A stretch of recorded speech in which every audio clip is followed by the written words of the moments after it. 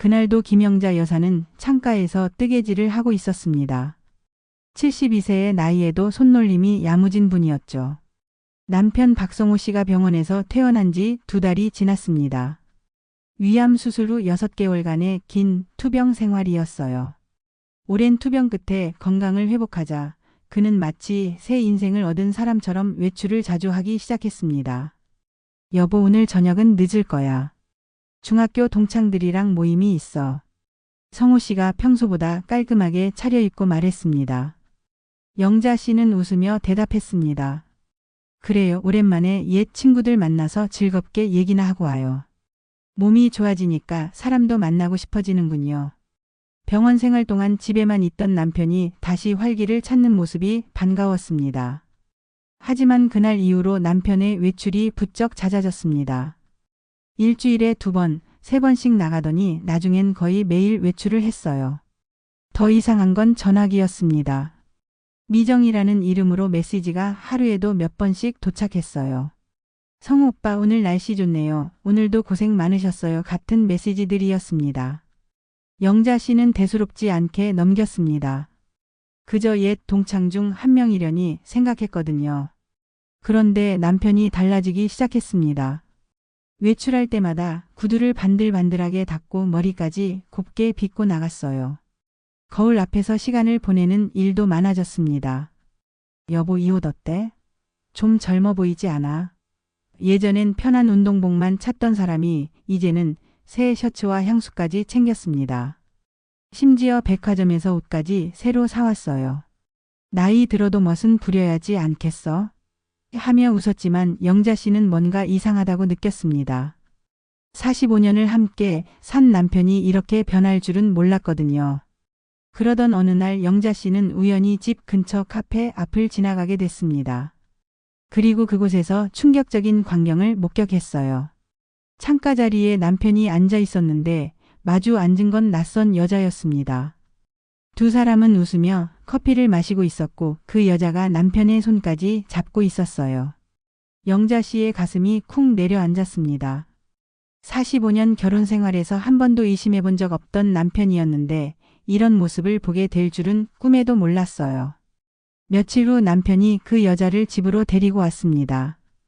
여보, 이분이 미정 씨야. 중학교 동창이야. 미정은 환하게 웃으며 손을 내밀었습니다. 영자 씨, 이렇게 만나 뵙게 돼서 정말 반가워요. 성우 오빠한테 얘기 많이 들었어요. 미정은 60대 중반 정도로 보였는데 나이에 비해 치장을 많이 한 여자였어요. 혼자 산다며 외로움을 계속 강조했습니다. 성우 오빠가 얼마나 좋은 분인지 몰라요. 이렇게 챙겨주는 사람 세상에 없어요. 영자 씨는 정말 복 받으신 거예요. 영자 씨는 어색하게 웃었지만 마음 한구석이 불안했습니다. 미정이라는 여자가 남편을 바라보는 눈빛이 예사롭지 않았거든요. 그리고 남편도 미정 앞에서만큼은 마치 20대 청년처럼 행동했어요. 그날 이후 미정은 자주 집에 왔습니다. 영자 언니, 혼자 있으니까 너무 외로워요. 가끔 이렇게 와도 될까요? 처음엔 거절하기 어려웠지만 점점 부담스러워졌어요. 미정이 올 때마다 남편은 들떠 있었고 영자 씨를 대하는 태도는 점점 차가워졌거든요. 어느 날 저녁 남편이 느닷없이 말했습니다. 여보, 이 집은 너무 오래됐잖아. 미정 씨 아파트가 더 편하고 깨끗해. 거기로 이사 가면 어떨까? 영자 씨는 깜짝 놀라며 단호히 고개를 저었습니다. 아니에요. 여긴 우리가 평생을 함께 살아온 집이에요. 왜 갑자기 이사 얘기를 하세요? 하지만 남편은 포기하지 않았습니다. 미정 씨 집은 엘리베이터도 있고 병원도 가깝고 우리 나이에 계단 오르내리는 것도 힘들잖아. 매일같이 이사 얘기를 꺼냈어요. 그 후로 남편은 은행에 자주 다녔습니다. 통장 정리 좀 해야겠어. 보험 만기 확인하러 간다며 주 2-3회씩 은행을 방문했어요. 그러던 어느 날 영자 씨는 서류철에서 이상한 점을 발견했습니다.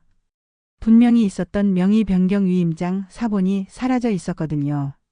불길한 마음에 동사무소에서 등기부등본을 떼어봤습니다. 그리고 충격적인 사실을 알게 됐어요.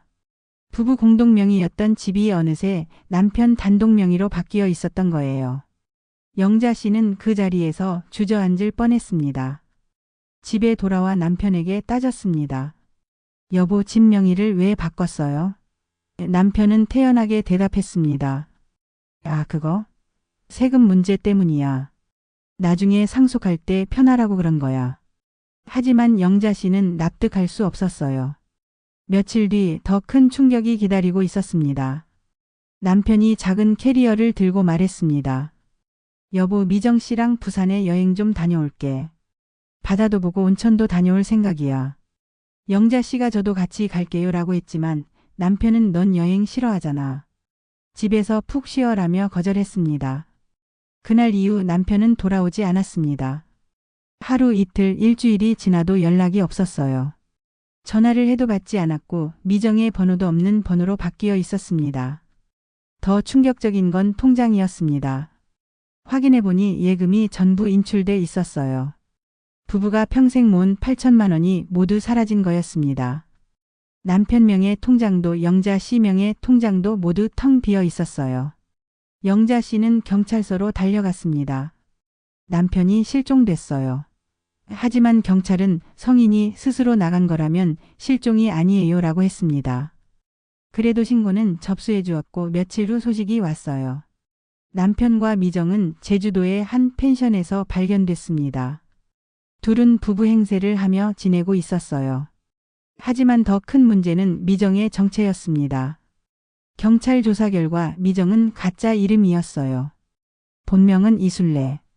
그녀는 황혼기 남성들에게 접근해 옛 동창 혹은 첫사랑을 미끼로 재산을 빼앗아 온 전과자였습니다. 이미 3명의 남성이 피해를 당했고 총 피해액만 3억 원이 넘었어요. 그리고 영자 씨 집과 통장의 돈 역시 이미 이순례 명의로 넘어간 상태였습니다. 남편이 완전히 속아 넘어간 거였죠. 영자 씨는 변호사를 찾아갔습니다.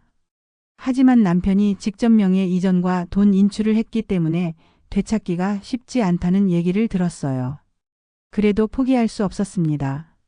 며칠 후 영자 씨는 이순례에게 전화를 걸었습니다. 미정 씨, 성호 씨 좀 돌려주세요. 제발요. 이순례는 비웃듯 대답했습니다. 그 사람은 이제 제 사람이에요. 포기하세요. 하지만 영자 씨는 꾀를 냈습니다. 며칠 후 다시 전화를 걸어 일부러 남편 보험금 얘기를 흘렸어요. 성호 씨가 예전에 큰 보험을 들어놨는데 그게 곧 만기가 돼서 5천만 원 정도 나올 거예요. 그 돈이라도 받아야 생활을 하죠. 일주일 후 이순례가 남편을 데리고 나타났습니다. 언니, 보험금 얘기 좀 하려고 왔어요. 성우 오빠 명의니까 오빠가 받아야 하잖아요. 역시 돈 얘기에 혹한 거였습니다. 하지만 그 자리는 경찰이 잠복 중이었어요. 영자 씨가 미리 신고를 해뒀거든요. 그리고 모든 대화를 녹음기로 녹음했습니다. 이순례가 그 돈도 우리가 받을 거예요 라고 말하는 순간 경찰이 나타났습니다. 이순례와 남편은 현장에서 체포됐습니다. 이순례는 사기 혐의로, 남편은 재산 은닉 방조 혐의로 조사를 받았어요. 3개월 후 재판 결과가 나왔습니다. 이순례는 사기 혐의로 3년 실형을 선고받았고 남편도 1년 집행유예를 받았습니다. 다행히 집과 돈은 영자 씨에게 되돌아왔어요.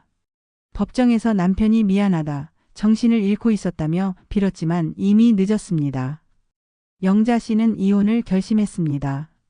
45년을 함께 살았지만 믿음이 깨진 이상 더 이상은 불가능해요. 재산 분할도 하지 않았습니다. 집과 돈은 모두 영자 씨가 가져갔어요. 이혼 후 영자 씨는 새로 단장한 집 거실에서 친구들과 차를 마셨습니다. 친구들이 정말 고생 많았다며 위로했지만 영자 씨는 의외로 담담했어요. 창밖을 바라보며 조용히 말했습니다. 사랑보다 중요한 건 믿음이더라고요. 그리고 내 인생을 내가 지키는 것. 이제야 그걸 깨달았어요. 영자 씨는 지금 혼자 살고 있지만 외롭지 않다고 합니다. 오히려 자유롭고 평화롭다고 해요. 가끔 남편 생각이 날 때도 있지만 후회는 없답니다. 이 이야기는 우리에게 중요한 교훈을 남깁니다. 늦은 나이에 사랑도 아름다울 수 있지만 그만큼 재산과 믿음을 지키는 눈이 필요하다는 것입니다. 가장 가까운 사람에게서도 배신이 올 수 있고 때로는 혼자 서는 용기가 필요하다는 것이죠. 여러분의 평생이 한순간의 달콤한 말에 흔들리지 않길 바랍니다. 진짜 사랑은 상대방의 재산이 아니라 마음을 보는 것이니까요.